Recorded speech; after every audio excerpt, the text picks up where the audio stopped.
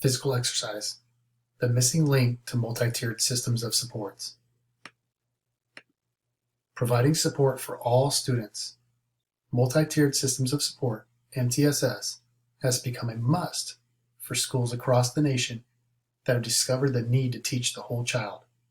MTSS is not a package, program, or curriculum, but rather a problem-solving framework that includes the use of a data-based process for making decisions about instruction and additional intervention. My research question or questions was, is there something that can link both the cognitive, academic, and behavioral supports in MTSS to help in our effort to teach the whole child? And could physical activity be an integral part of properly teaching the whole child? As high-stakes testing continues to take a front seat in accountability at state education, we have seen a push to reduce physical education and recess inside of our schools to increase academic minutes. Is this hurting or helping us as we search for ways to support our students? And as we develop MTSS inside our schools, the focus is on the academic and the behavioral or social emotional education of our students.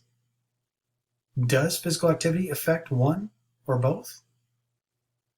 Looking into response to intervention, or RTI, academic interventions, there have been studies that have shown that physical activity through aerobic exercise not only improves overall fitness, but also improves cognitive performance. Looking at two factors, aerobic capacity and BMI, Castile, Hillman, Buck, and Irwin noted that specifically aerobic capacity was positively associated with achievement, whereas BMI, body mass index, was inversely related. Associations were demonstrated in total academic achievement, mathematics achievement, and reading achievement, thus suggesting that aspects of physical fitness may be globally related to academic performance in pre-adolescence.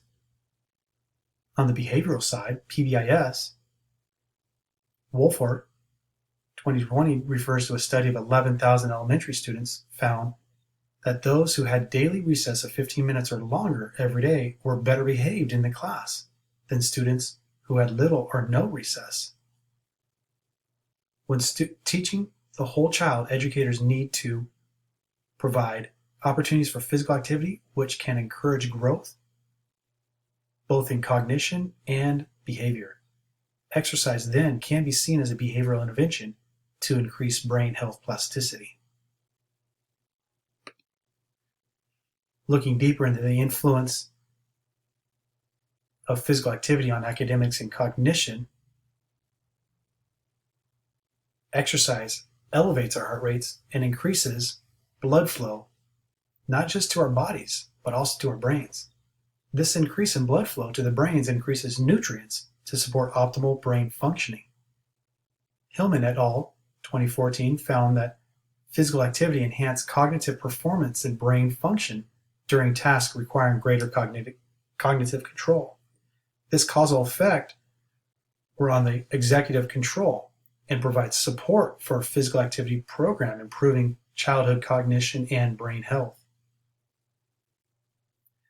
Rattay and Hagerman, 2013, explained that exercise improves learning on 3 levels. First, it optimizes your mindset to improve alertness, attention, and motivation. Second, it prepares and encourages nerve cells to bind to one another, which is the cellular basis for logging in new information. And third, it spurs the development of new neurons from stem cells in the hippocampus. Researchers found that if you sprinkled BDNF, brain-derived neurotrophic factor, onto neurons in a petri dish, the cells automatically sprouted new branches, producing the same structural growth required for learning, and caused Rattay to think of BDNF as miracle growth.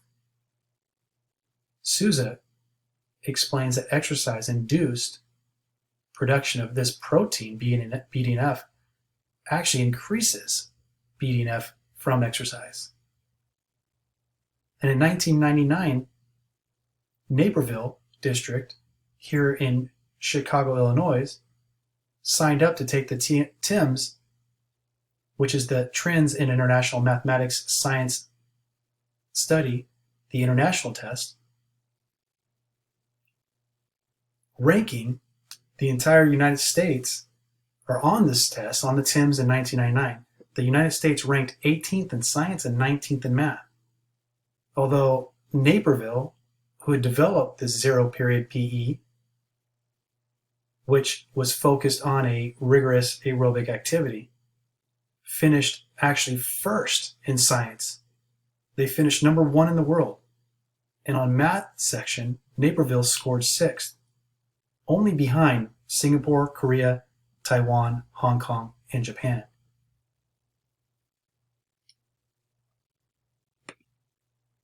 That was the academic focus, or the RTI. Can we also see physical activity linking PBIS on the behavioral side for our MTSS model? So does physical activity also affect behavior, and can we link it to an MTSS program? While looking at stress, the American Psychology Association explains that stress response like this: the autonomic nervous system has a direct role in the physical response to stress and is divided into the sympathetic nervous system, the SNS, and the parasympathetic nervous system, the PNS. When the body is stressed, the SNS contributes to what is known as the fight or flight response. The body shifts its energy resources toward fighting off a life threat or fleeing from an enemy. We see students come to our schools daily with this fight or flight button stuck in the on position. And this creates this chronic stress that will eventually lead to anxiety and depression.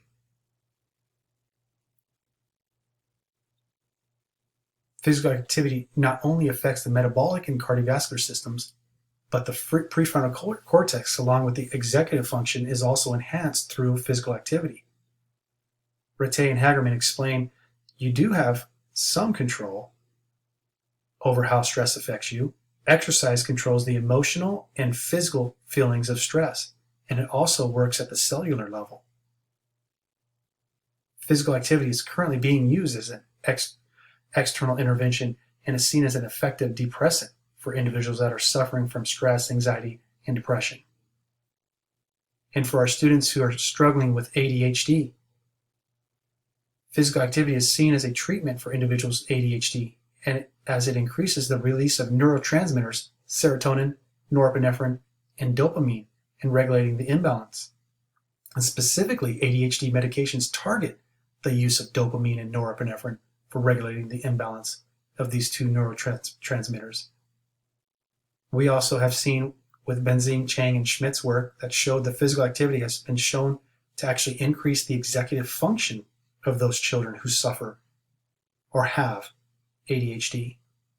Amy Arnstein of Yale University, a neurobiologist, showed how exercise enhanced the prefrontal cortex signal-to-noise ratio, as norepinephrine, one of our neurotransmitters, boosts the signal of the synaptic transmissions, while dopamine decreases the noise, or what they call the static, of undirected neuron chatter by preventing the receiving cell from processing irrelevant signals. So we're seeing the benefits here of physical activity.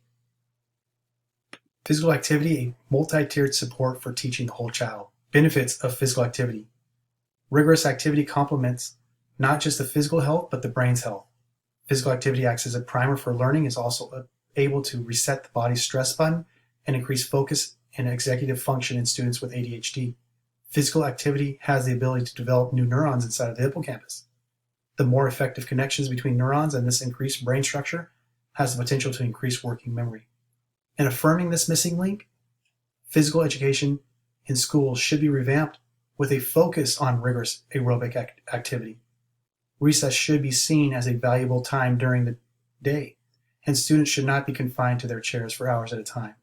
Our bodies should have the same opportunity to grow and strengthen as our minds do. In fact, it is clear that our brains will perform at a higher level when we move our bodies, showing that they are connected in the learning process. Here's my research. and thank you for your time.